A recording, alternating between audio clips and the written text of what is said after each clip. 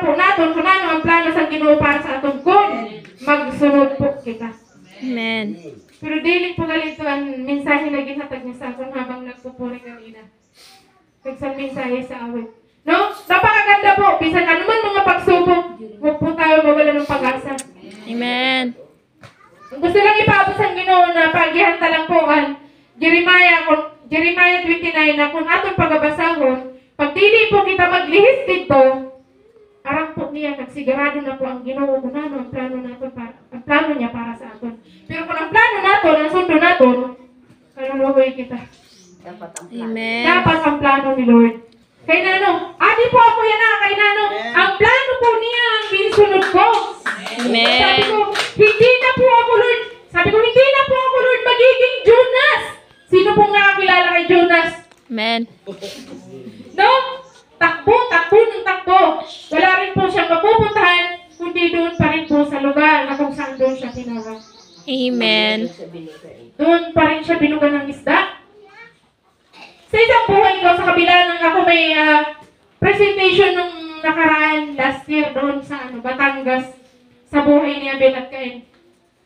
Kumbaga doon pa lang, ako po gintamaan sa ito na mensahe ko.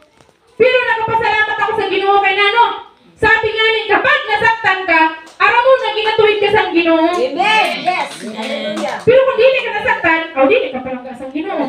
Pero kung nasasaktan ka, palangga ka niya. Kaya Nano, ginatuwad kita, ginapalo kita.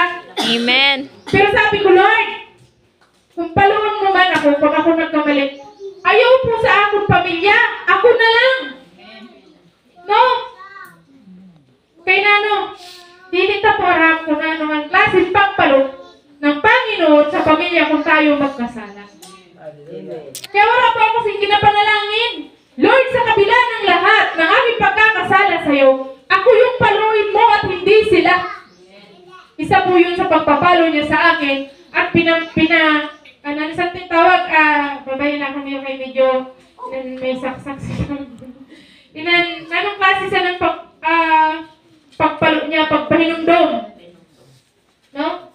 Kaya Nano, usap po ako na nangako sa Ginoo na mag-serve sa buhay niya. Aram mo po ang ginabuhian ko lang dito sa Batangas, pag ako ginapatindog, Pastor, gusto ko lang maging worship leader. Ako magiging lingkod na tagapagturo. Pero sabi ni Lord, hindi lang ang disenyo sa pagiging worship leader ang ituturo ko sa iyo. Huwag kang manatili sa kinauupuan mo. Bakit sabi ni Pastor, bakit ba siya gumawa ng disciple? Para din ang tinuturo sa atin ng Pastor, ituturo din natin sa ating pamilya, kaibigan, o sino man na nangangailangan ng kaligtasan. Amen. No? Sa matuod lang po, parehas naman kay kami may partner. Sabi ko lang sa partner ko, kung baka ang identity ko, sabi niya, tigre daw ako. Pero sabi ng Panginoon, hindi ikaw yan. Hindi ikaw ang tigre na yan. Identity ko lang po, pagkadat mo sa balay. Minsan po, dili po kita perfecto. Kaya Nano, ang pangalan lang ang perfecto. Kailan po ba tayo nagiging banal? Ako po yung question sa na pastor na, kailan ka nagiging banal? Di po sumagi